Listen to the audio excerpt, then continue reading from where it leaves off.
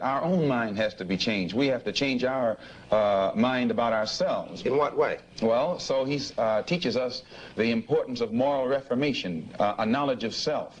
And for instance, the average so-called Negro, he doesn't think that he can go into business and provide jobs for himself. And because of this, he thinks that he can only get a job from the white man, or he can only get clothes from the white man, or he can only get food from the white man.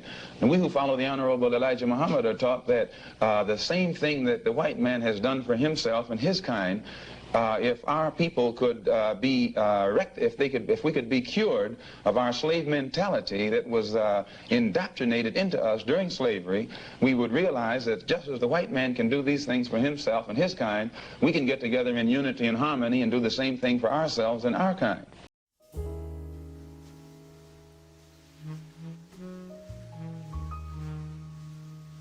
Malcolm X, born Malcolm Little, was born on May 19, 1925 in Omaha, Nebraska. He was the fourth of 7 children. His father, Earl Little, was a Baptist minister, and both his parents supported Marcus Garvey and his black nationalism. Due to his father's strong affiliation with the ideals of Marcus Garvey's black nationalism, the Little family was subject to racism and harassment beyond just them being black. The Little house was burned down after moving to Lansing, Michigan, because Earl refused to live in a black area of the city. On September 28, 1931, Earl died after being hit by a streetcar, which could have possibly been due to racism. Malcolm and his family maintained the notion that their house burning down and Earl being struck by a streetcar was due to the Black Legion, a white supremacist terrorist organization that split from the Ku Klux Klan. Malcolm was 6 years old at the time of his father's death. The Black Legion was only active from 1925 through 1936, but were involved in at least 50 murders. They held the same disdain for blacks as they did for immigrants and Jews. Louise Little, Malcolm's mother, was now stuck raising 7 children on her own and was very poor. Eventually, she had a mental breakdown and was committed to an insane asylum in 1939. The family was then split up and sent to foster homes or to live with other family members. Although Malcolm was a smart child, succeeding academically, he dropped out of school in the 8th grade due to what he believed was racism. In his autobiography, he remembers one event in which he was essentially told to give up on his dream of becoming a lawyer and pursue carpentry instead from his English teacher. After dropping out, he moved to Boston to live with his half-sister Ella. In Boston, Malcolm changed completely, adopting the nickname Detroit Red due to his reddish hair, and becoming a hustler, committing crimes and dealing drugs. With no father, Detroit Red's role models became the pimps and the hustlers that he came into contact with on the streets and at the Lindy Hopping clubs, also commonly known as swing dancing. In 1946, Detroit Red was finally arrested and charged with larceny, being sentenced to 10 years but only serving 6. He was released in 1952. By all accounts, Detroit Red was not a good person. He stole from his sister.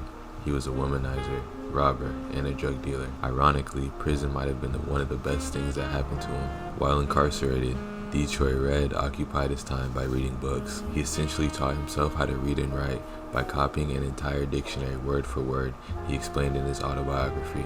In prison, Red was visited by his siblings who convinced him to convert to the Nation of Islam after they had joined as well. He then changed his name from Little to X and quit smoking, gambling, and refused to eat pork.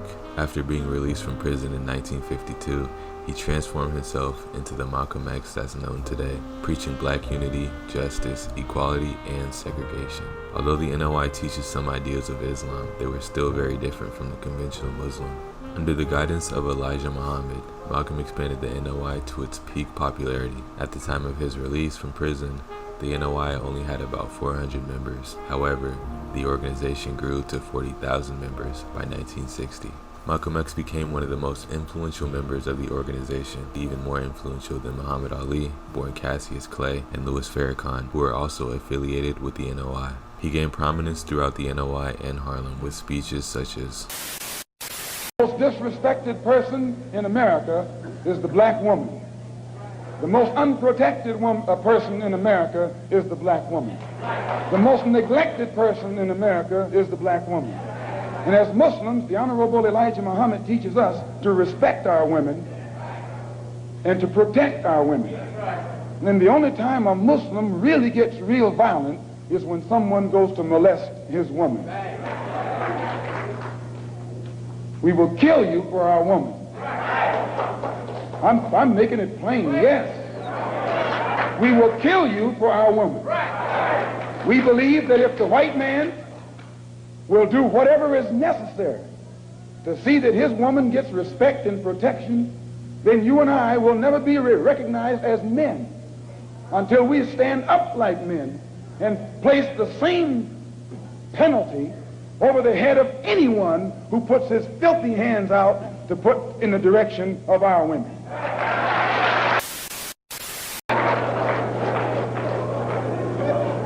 Who taught you, please, who taught you to hate the texture of your hair? Who taught you to hate the color of your skin to such extent that you bleach to get like the white man?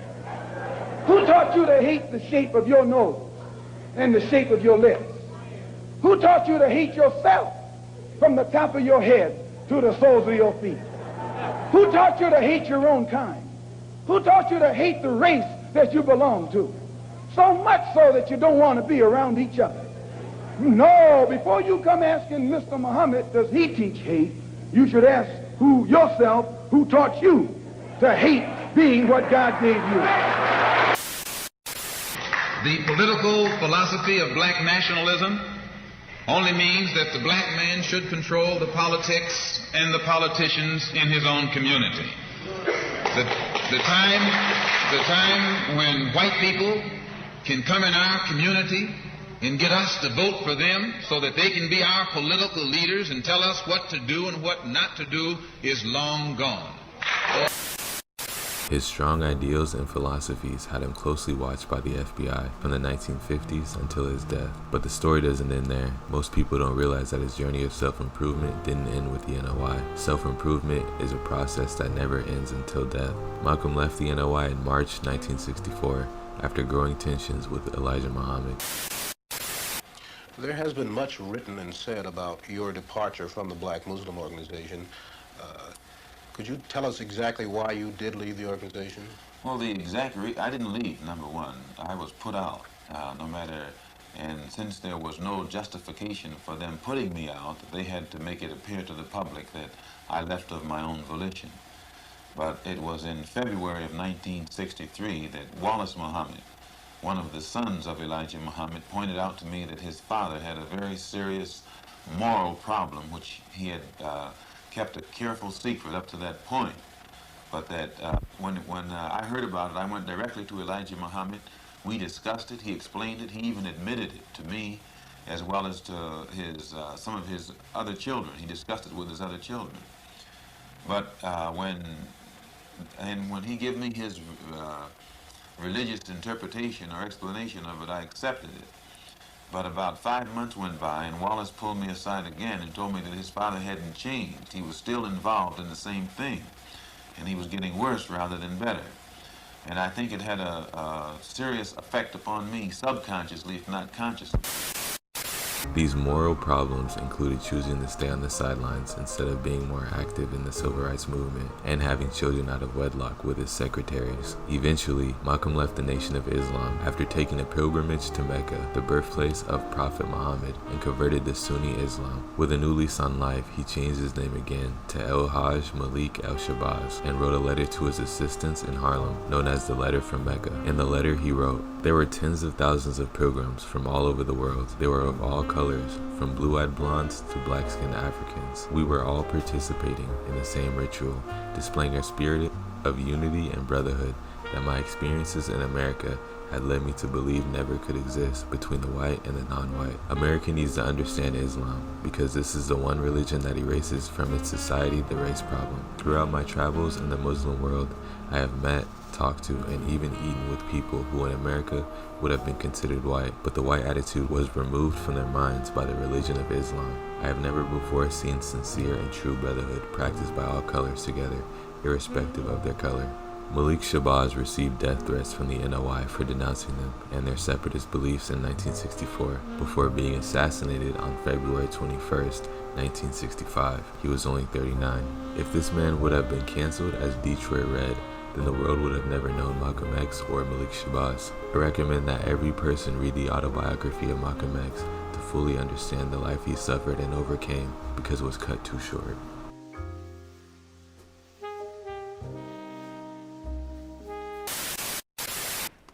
My journey away from violent extremism began 22 years ago when I denounced racism and left the American white supremacist skinhead movement that I'd helped build. At 14 years old, Christian Picciolini was converted from a lonely, resentful teen to a white supremacist. Picciolini later became a leader of America's first neo-Nazi skinhead gang and even made his own music, propagandizing white supremacy. For the next 8 years, I believed the lies that I had been fed. And though I saw no evidence of it whatsoever, I didn't hesitate to blame every Jewish person in the world for what I thought was a white European genocide being promoted by them through a multiculturalist agenda. I blamed people of color for the crime, the violence, and the drugs in the city, completely neglecting the fact that I was committing acts of violence on a daily basis, and that in many cases, it was white supremacists who were funneling drugs into the inner cities. And I blamed immigrants for taking jobs from white Americans, completely neglecting the fact that my parents were hardworking immigrants who struggled to survive despite not getting help from anybody else. For 8 years, Picciolini witnessed and even participated in acts of violence against immigrants and people of color. He even recalled accounts of the women who were a part of the neo-Nazi group that he led being assaulted by the other male members. Furthermore, Picciolini's music inspired the Charleston church shooter, Dylan Roof, who killed 9 innocent black people after attending their Bible study. Roof received multiple life sentences without parole. But then my life changed. At 19 years old, I met a girl who was not in the movement, who didn't have a racist bone in her body. And I fell in love with her. And at 19, we got married, and we had our first son. And when I held my son in my arms in the delivery room that day, not only did I reconnect with some of the innocence that I had lost at 14 years old, but it also began to challenge the very important things that drew me to the movement to begin with: identity, community, and purpose, things that I had been struggling with as a young boy. Picciolini had a record store that he opened that was initially meant to sell white supremacist music. However, he also sold other records, including hip-hop, in order to legitimize the record store. Although white supremacist records was 75% of the store's revenue. Eventually, his wife left him with his kid because he did not leave the movement fast enough, according to him. He was left with nothing: no store, because it eventually closed down since he stopped selling the white supremacist music, no strong relationship with his parents, and no family. After finally leaving the neo-Nazi group, he picked up his life again, finding a new job and repenting to some old acquaintances. Picciolini has written 2 books and co-founded Life After Hate, a non-profit organization that helps people disengage from violent extremism. If Picciolini was canceled as a teenager, he would have never become the man he is today, converting violent extremists into tolerant, productive members of society.